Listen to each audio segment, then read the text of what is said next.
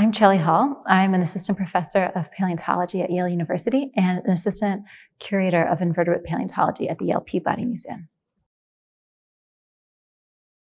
So 66 million years ago, an asteroid nearly as big as Manhattan is long slammed into the Yucatan Peninsula.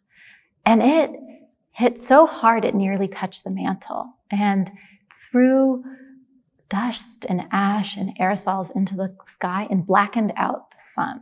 The earth got really cold and really dark, and it rained fire and brimstone from the sky.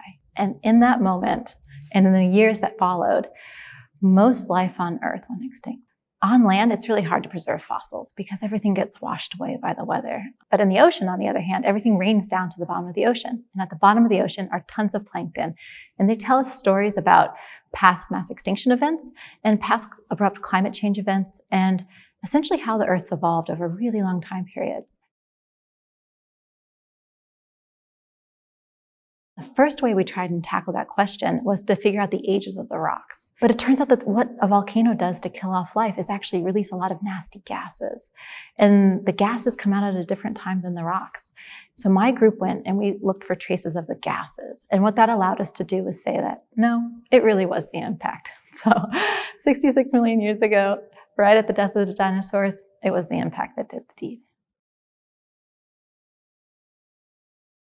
By studying past mass extinctions, we can understand what happened and which species went extinct and where, and what happened afterwards. How did things recover? And the hope is that by studying that, we can better inform how we treat our world today, how we protect species, and make plans for the future that's bound to be different.